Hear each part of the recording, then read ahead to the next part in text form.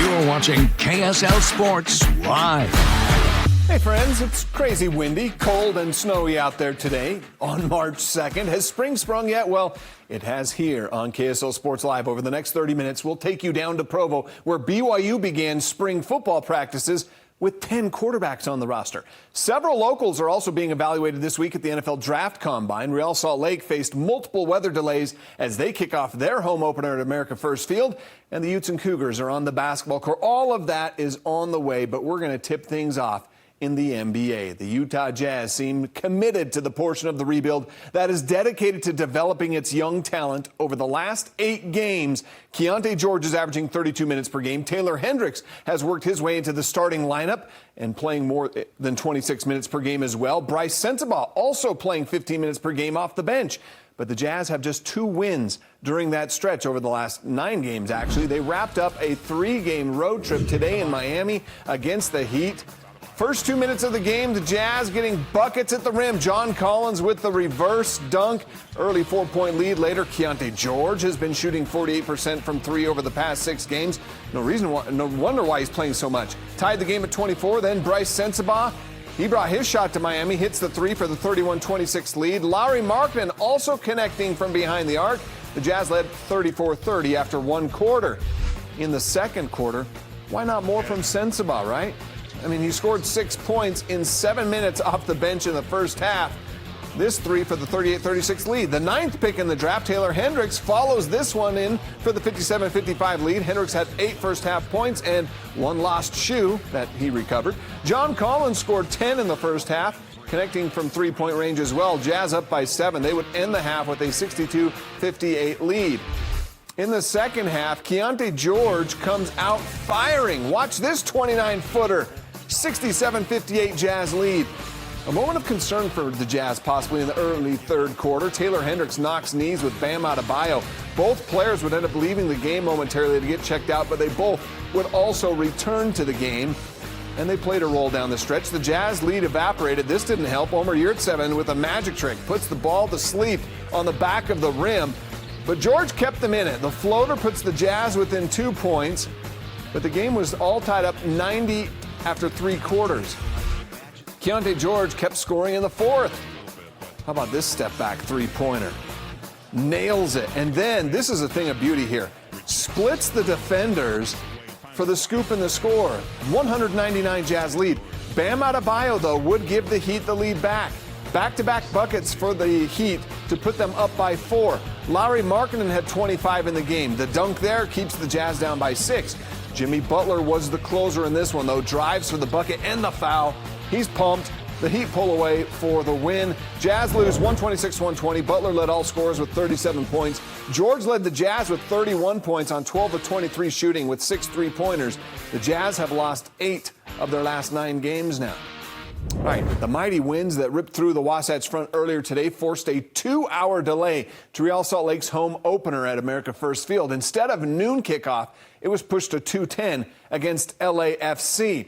Real Salt Lake was looking for its first win of the season as well. And how's this for a start? Less than 4 minutes in, and we already have a delayed game again.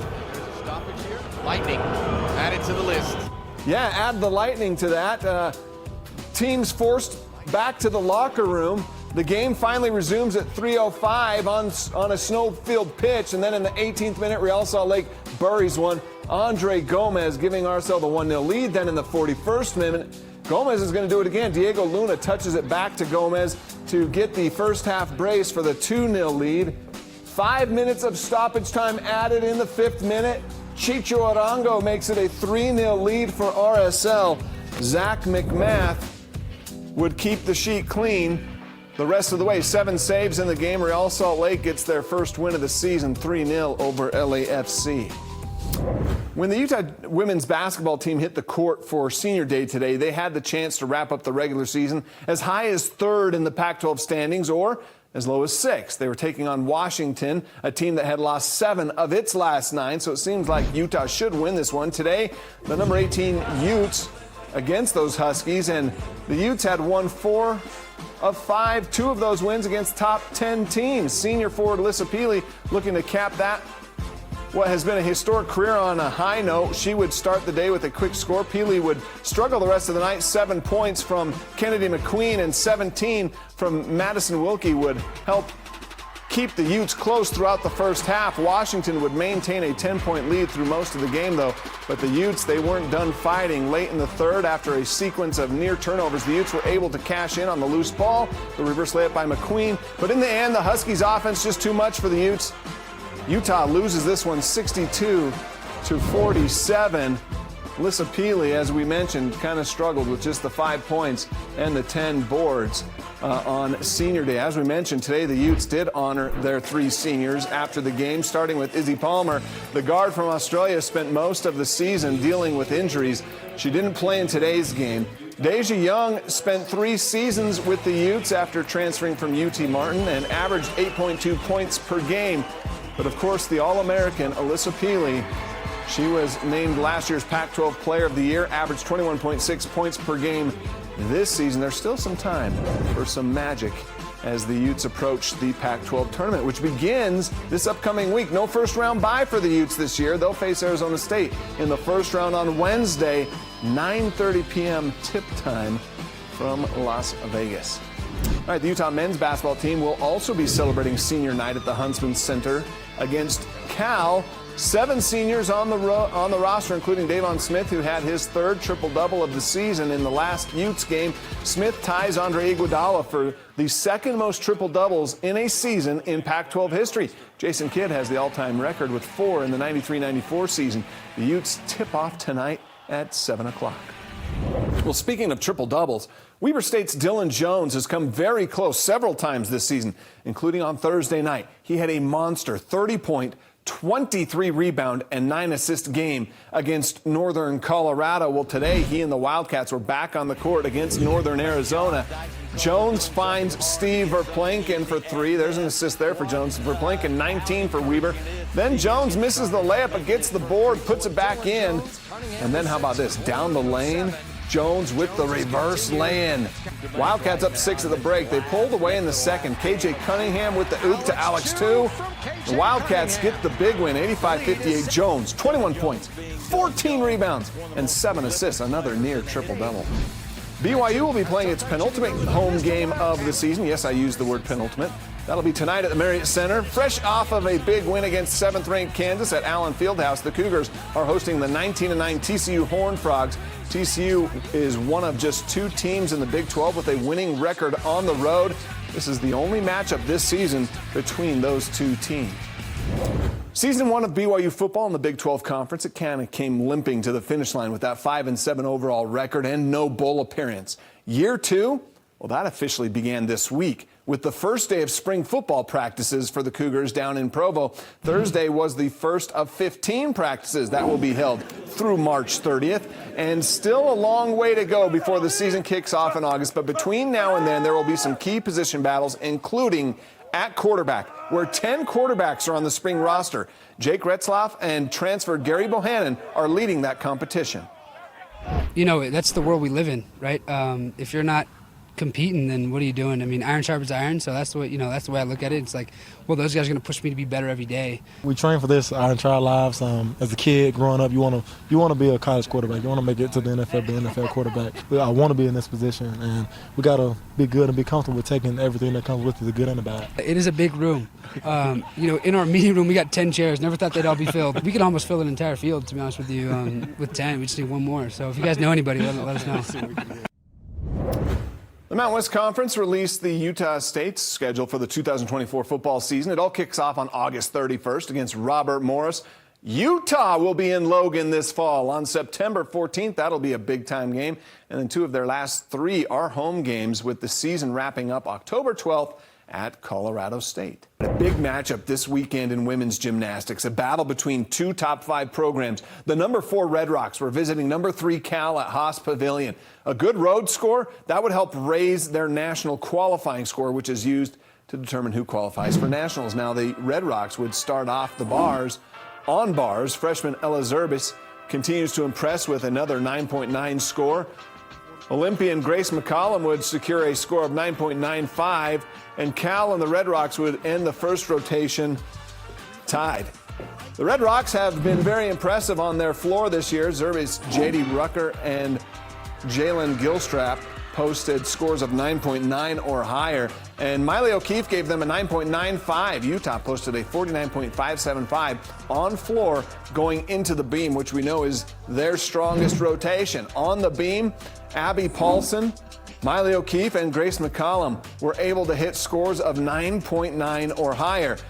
That wasn't enough to beat Cal, though, but the score of 197.7 for the meet on the road will be good enough to raise Utah's national qualifying score. Red Rocks are on the road in Arizona next week. All right, over to high school basketball now, where the Lehigh Pioneers, they rode an 8-0 run in the final minute of the semifinals to beat Harriman by a point and advance to the 6A state championship game against Corner Canyon. Corner Canyon, the 4th seed, dominated the number 1 team, Leighton Lancers, by 26 points in the semis. Well, on Friday, the 6A state championship game between those two, Corner Canyon, the defending champs, Lehigh, won the 5A title 3 years ago, and it was the Pioneers jumping out to a massive start. A 21-0 run to start the second quarter and a 17-point halftime lead. Corner Canyon cut the back into the lead in the 4th. Darrell Desiree had that dunk, but Lehigh always had an answer. Grayson Brousseau with the dunk, and then Cooper Lewis put the game on ice. The steal and the layup. He had 30 points. And Quincy Lewis, the coach, wins the 9th title of his coaching career. When we first took the Lehigh job 4 years ago, said we're going there to win some championships. And it's not going to be easy, but we did what we had to do and build our program and got a lot of good kids involved, and here we are. Yeah. Oh my gosh, I'm exhausted, I'm not going to lie, but I'm so proud of these guys. The way we came together, just so united, it was incredible. In the 6A Girls Championship game, Lone Peak going for the three-peat against number 1 ranked Copper Hills. First quarter, Copper Hills on an 8-0 run thanks to Ellie Taylor's 3. They're up 16-15, but then Lone Peak goes on a run. Shawnee Nordstrom's had a great tournament. That 3 puts Lone Peak up by 7. Then in the third quarter, check out this move by Kennedy Woolston. My goodness. Lone Peak starts to pull away. Naya Tanuvasa add that 3-pointer late in the game, and Lone Peak does it again. They are your 6A state champs. It feels great. I love Kaylee. She's been my role model my whole life, and I love playing with her, but it was good to be able to get it done without her. Our senior leadership really matured and grew this season, and I'm proud of our seniors for stepping up. Their love for each other, they sure love each other and battle each and every day because they know how much each other means to the other. So they hold themselves accountable, but they also show up and have each other's back, which is huge. In the 5A finals, it was a meeting between two Region 6 rivals, Alta and Olympus. They split the regular season series, and they met up again for the 5A state championship on Friday at the Huntsman Center. We'll get to those highlights, where we pick it up within the final seconds of the half. Alta's Ace Reiser is going to pull up from 3, puts his defender on skates and buries it. Alta's up 32-31 at halftime. In the second half, Dutch Dowdell takes over for Olympus. The defender blows by the pump fake, and Dowdell sinks the 3. Then Dowdell's going to beat the buzzer to end the third and build a 12-point lead. Olympus wins the 5A state championship 69-61. I've done great. I've kept my emotions intact all year and just tried to ride out every situation, every game, and cherish it. You know, but him and Dutch are like my boys. I mean, I've coached Dutch for 100 years. I've coached them together. For us to win it, I mean, it's undescribable. It's unbelievable. I mean, the first one was unreal as a sophomore. I never thought that would happen. And then this year, I mean, every day going with him, Lone, it's our last year together. I mean, it's really, truly the best way to end. I mean, it's really unbelievable. In the 5A championship game between the girls, it was number 1 versus number 2. Bountiful taking on Wasatch. In the first quarter, Bountiful's Taylor Harvey hits the 3, which gave Bountiful a 17-0 lead after 1 quarter. In the third, Harvey on the drive. She's going to miss, but Mae Johnson is there to follow it up and draw the foul. That lead just kept going. Malika Satuala with the swap back the other way. Bountiful goes, and it's Harvey slicing down the lane for the layup. Bountiful winning big, 62-35. They are back-to-back 5A state champs. times I wonder how we do it. But I mean, we just keep figuring out a way. And the kids work hard, we work hard, and just super proud of what we've been able to accomplish there at Bountiful. Well, I mean, we had something to prove. We came back, we won last year, and even on the RPI, we weren't ranked. Coming into this tournament, we were like, we have something to prove. Like, super fulfilled right now. I know that, like, this team has so much heart and so much personality to it. And I'm so glad I got to win it with these guys, too. They're awesome and young, so we're hoping to get another one next year. The 4A championship games were determined a couple days before the 5A and 6A games. They were down at the UCCU Center at Utah Valley, but the excitement and the matchups were just as good. The 4A boys championship game came down to number 1 Layton Christian Academy and underdog 6th-seeded Cottonwood in the third quarter. The reverse layup from Tyron Jones gave LCA the 12-point lead. Late fourth quarter, Cottonwood on the comeback. Chris Cox, the nice turnaround. Cottonwood has pulled within 5. With 90 seconds left, Jones, the clutch three-pointer for LCA. LCA taking home the 4A basketball title.